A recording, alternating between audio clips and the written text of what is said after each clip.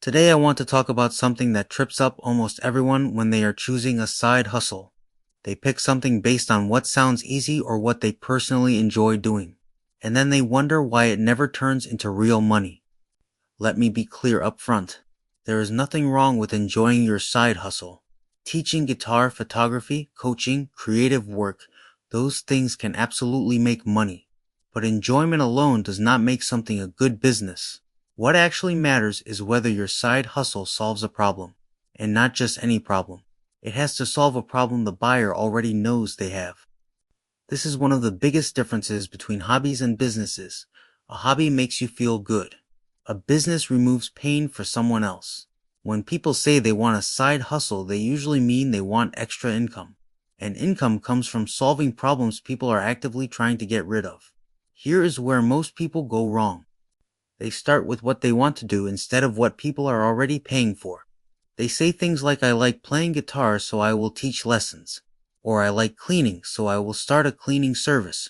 Or I like working outside, so I will do yard work. Those can work, but only if the problem is obvious to the buyer. Let me give you some examples of side hustles that sound good on paper but are harder than people expect. Address numbers painted on the curb, trash can cleaning, window cleaning. These are things that technically need to be done, but most people do not feel pain around them. They do not wake up stressed about dirty trash cans. They do not lose sleep over faded address numbers.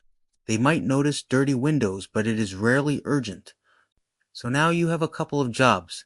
First, you have to convince someone that this is a problem. Then you have to convince them that you are the person they should pay to fix it. That is a tough position to be in. This is what I mean when I say sell what buyers are already buying. You do not want a side hustle that requires educating people that they need you before you ever get paid. The best side hustles remove friction. They meet people where they already are. Think about problems people complain about without being prompted. Things like taxes, insurance, car repairs, credit issues, time management, health concerns, business growth. These are problems people already know they have. They are searching for solutions. They are asking friends. They are Googling. They are ready to pay. That means when you show up, you are already halfway to getting paid. This is why service businesses that solve obvious problems scale faster. A broken air conditioner is a problem people feel immediately. A leaking roof is not optional. A car that will not start is urgent. No one has to be convinced those are problems. Now compare that to something like trash can cleaning. Yes, it needs to be done. Yes, people avoid doing it. But it does not hurt enough. Without pain, there is no urgency. Without urgency, there is no buying behavior. This is also why so many people struggle with creative side hustles. The problem is not the creativity. The problem is positioning. If you sell art because you enjoy making art, you are relying on taste and emotion. If you sell design that increases conversions or saves time, you are solving a problem. Same skill, different outcome. Enjoyment should be secondary. A side hustle can be something you enjoy, but it must first solve a problem. And ideally, it solves a problem that is either expensive, time-consuming, or stressful for the buyer. Another mistake people make is trying to build a side hustle that feels nice instead of one that feels necessary.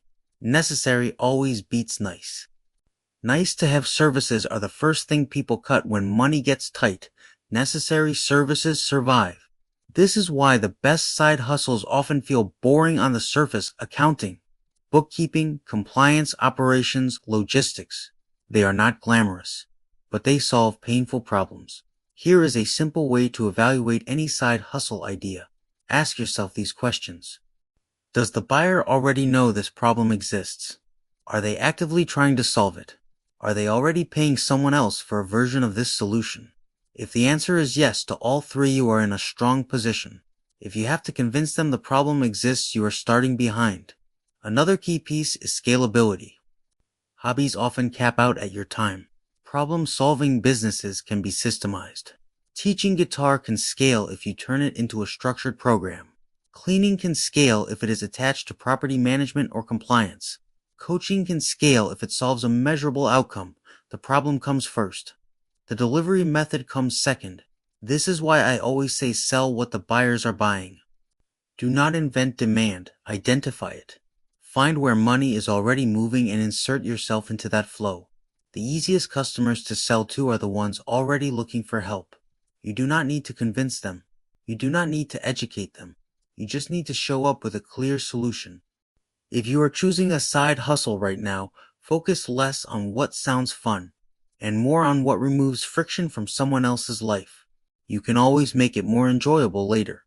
But if it does not solve a known problem, it will always feel like pushing a rock uphill.